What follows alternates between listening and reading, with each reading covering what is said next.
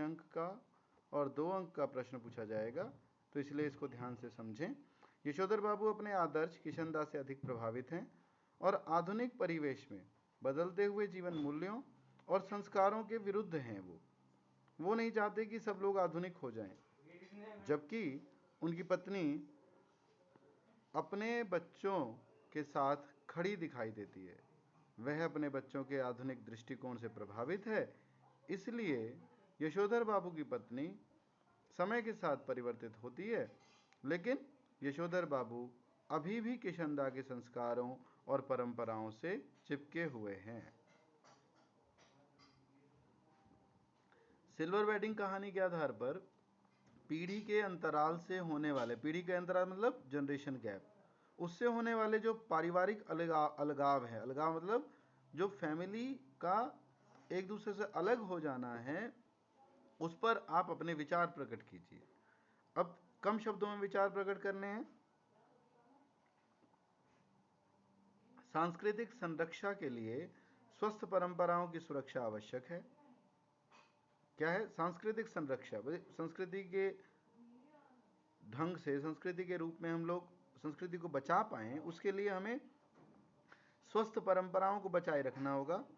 परंपराएं सारी ही हम बचा के रखें ऐसा नहीं कहा जा रहा, जो स्वस्थ परंपराएं हैं उनको बचाना होगा।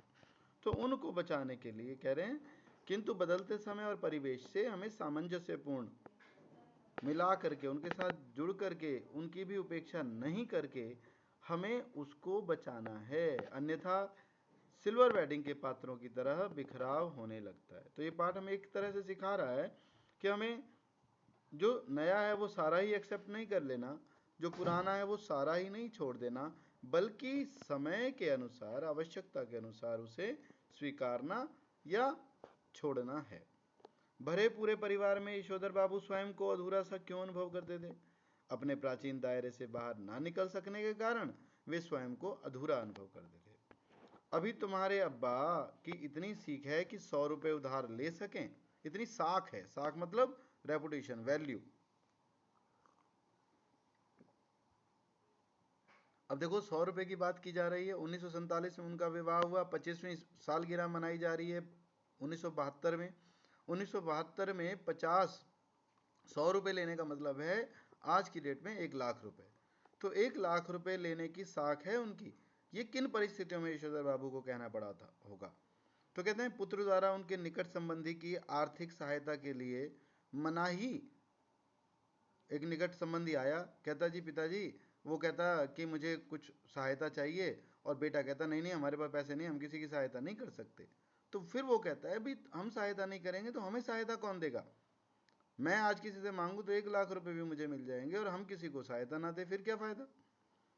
अगला देखिए, सिल्वर वेडिंग कहानी को ध्यान में रखते हुए परंपराओं और सांस्कृतिक संरक्षकों की वर्तमान में उपादेयता पर अपने विचार प्रकट कीजिए।